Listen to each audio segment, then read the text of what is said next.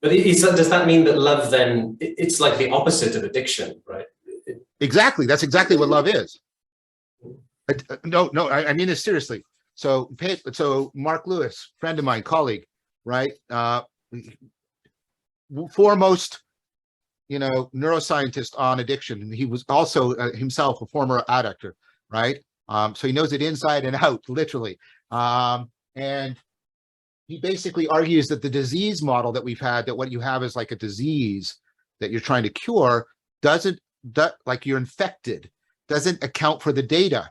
Like just here's one piece of data. You have, opiates are so addictive. Well, you have soldiers in Nam using heroin.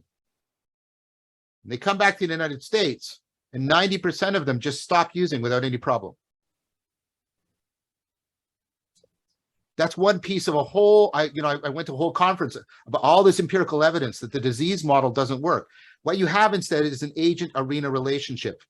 I've been talking about that throughout today. When you're a soldier in Nam, that's very different than being a citizen in the United States.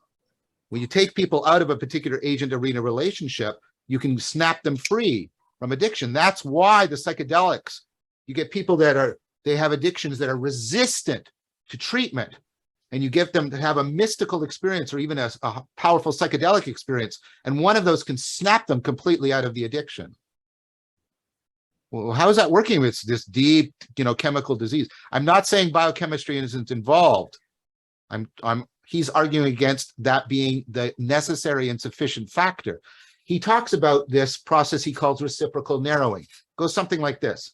So I'm in a very stressful environment, and I drink some alcohol to remove the stress. But what it also does is it reduces my cognitive agency, which means my environment, I can solve fewer problems in my environment. So my environment becomes more threatening. So now it's more stressful. So I need to drink more.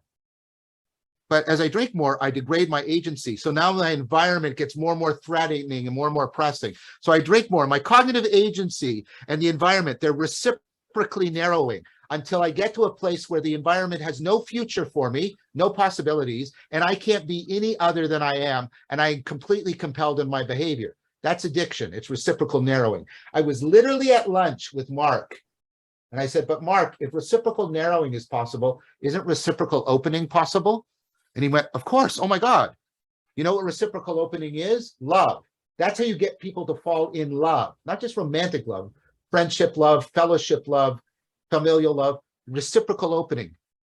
Two people, bring them together.